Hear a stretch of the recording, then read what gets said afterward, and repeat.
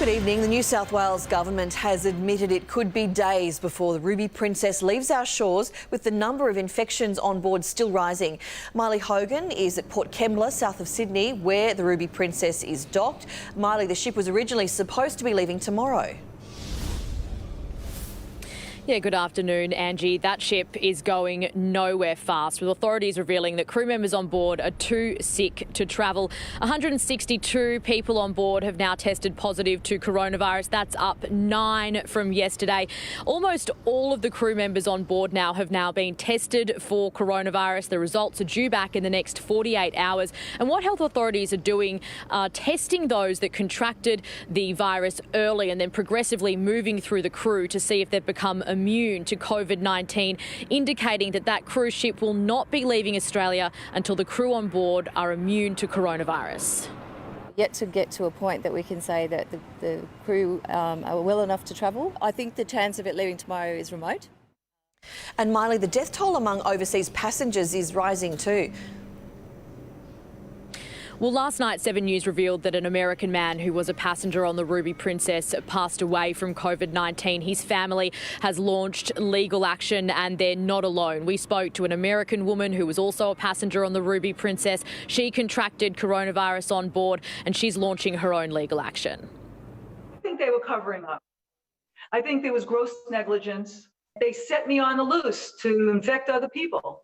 One of the people that I sat next to on the plane ended up getting this and died. Back here in Australia, of course, we have the Commission of Inquiry and a police investigation underway to try and answer some of those questions, Angie. MYLEE HOGAN, thanks very much.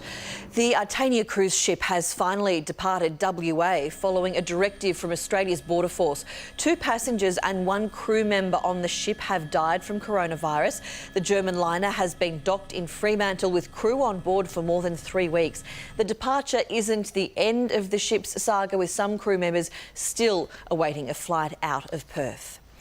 Another 3 people have been killed by COVID-19 in New South Wales. Among the fatalities, a resident from a Western Sydney nursing home where there has been a mass outbreak of the virus.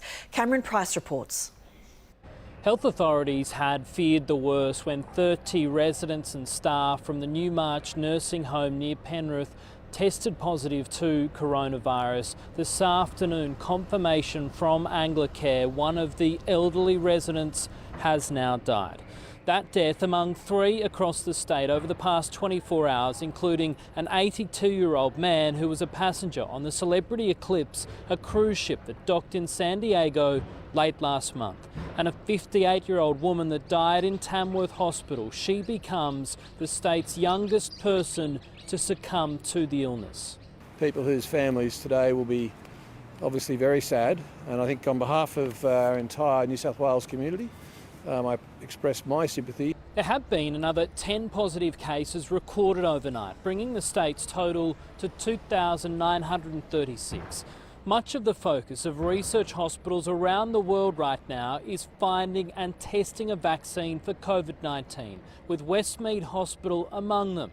Today, from the state government, a $25 million commitment to help fast-track human trials. But experts today warned it's likely a vaccine won't be ready for public use until early next year.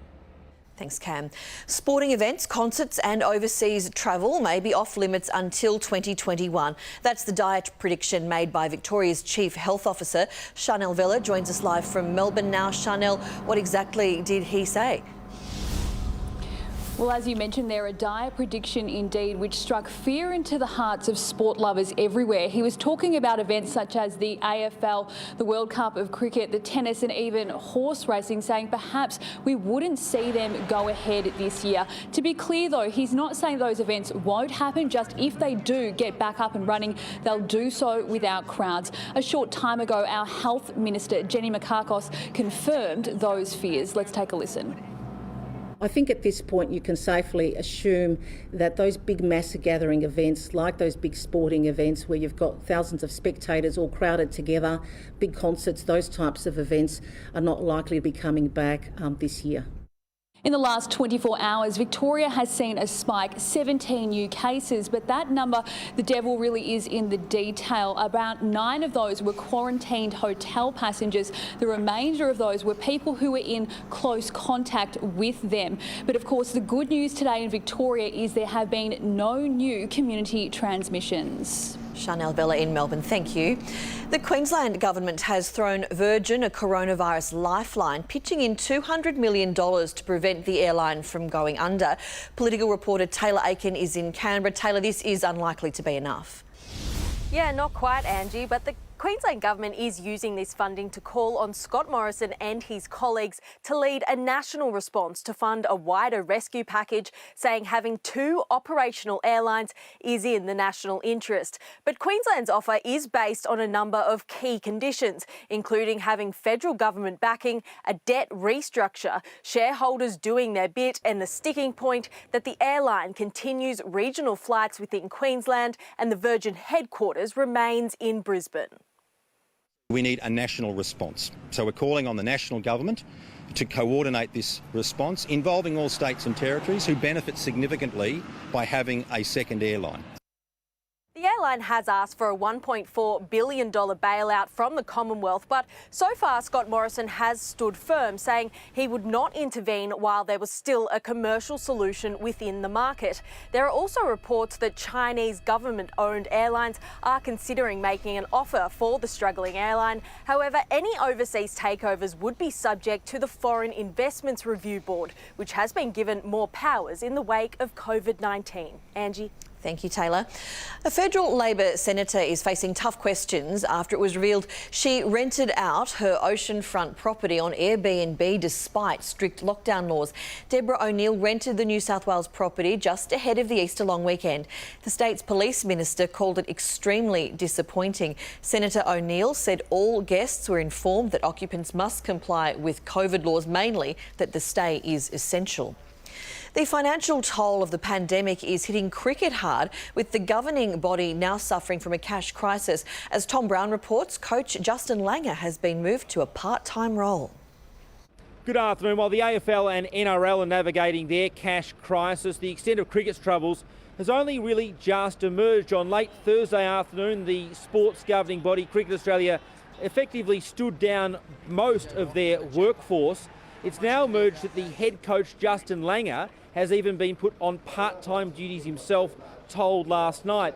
Cash reserves, just $26 million. A huge play on stocks. They've been hit for 6 in that regard. The sport projecting 50% reduced revenue, potentially, for the next year. With crowds no guarantee, their gate receipts from the T20 World Cup are in doubt, as are gate receipts from the Indian Tour and also potentially the Big Bash. And of course, with the Indian Tour in some jeopardy in terms of the TV rights, the sport is projecting big potential losses. Anti-lockdown protests have been held across the United States, with thousands turning out in defiance of public safety orders. The president backing the demonstrations despite a soaring new death toll. Here's US Bureau Chief ASHLEE MULLANY in New York. When it comes to reopening the country, the president is at odds with several governors who say there's simply not enough testing to get people back to work safely. In a series of tweets, the president called on 3 states to be liberated after America marked its deadliest 24 hours, recording 4,591 deaths. Hundreds of protesters in Michigan defied public safety orders to gather outside the governor's house, demanding an end to shutdowns.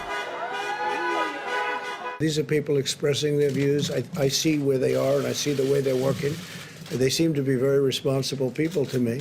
The president yesterday unveiled a 3-phase plan to revive America's economy, a roadmap for each state to stage a recovery once they've recorded a 14-day decrease in cases. But New York's governor launched a blistering attack on the president over a lack of federal support in rolling out crucial coronavirus testing.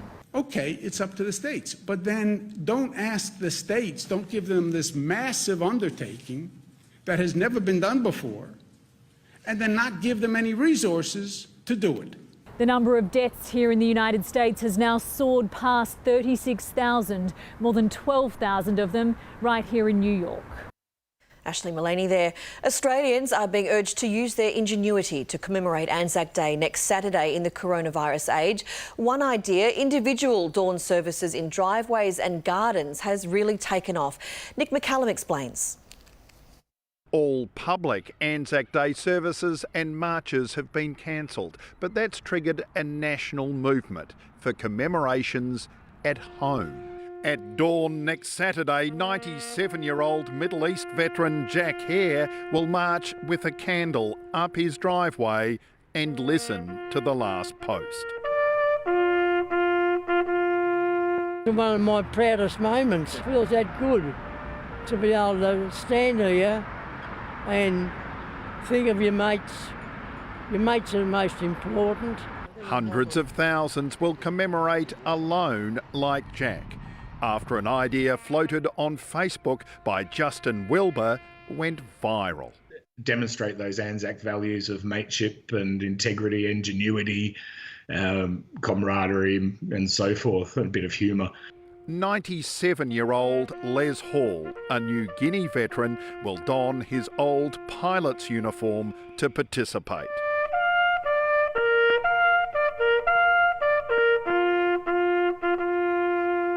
I just love to be an Australian. Ian Arrell has played at local dawn services for 66 years. Next Saturday, he will play at home alone at dawn. This is going to add to people's spirits and their emotions and their well-being. And RSLs around the country agree. They've embraced and endorsed this idea.